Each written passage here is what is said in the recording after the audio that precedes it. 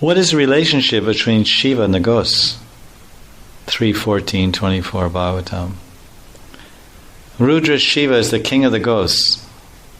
The ghostly characters worship Lord Shiva to be gradually guided toward a path of self-realization.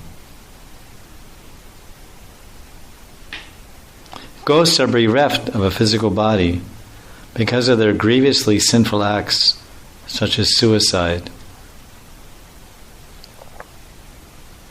The last resort of the ghostly characters in human society is to take shelter of suicide, either material or spiritual. Material suicide causes loss of the physical body, and spiritual suicide causes loss of the individual identity. The Mayavadi philosophers desire to lose their individuality and merge into the impersonal spiritual Brahmajyoti existence. Lord Shiva, being very kind to the ghosts, sees that although they are condemned, they get physical bodies. He places them in the wombs of women who indulge in sexual intercourse regardless of the restrictions on time and circumstance. So it's very interesting that the ghost, because of his suicide or his sins, he has received a ghostly body, which is a subtle body, no gross body. But he's deeply frustrated and hankering to have the opportunity and facility to enjoy his senses through the vehicle of a gross body, which enables that fulfillment of desire.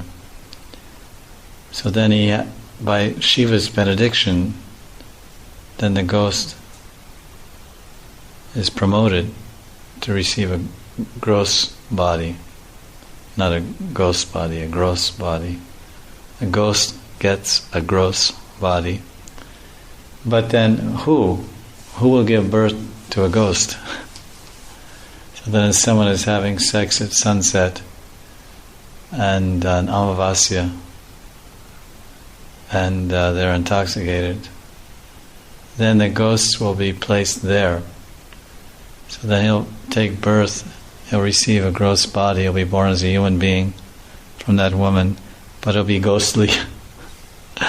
He'll have ghostly characteristics and ghostly mentality, and generally grow up and engage in a lot of abominable, aggressive and angry type activities.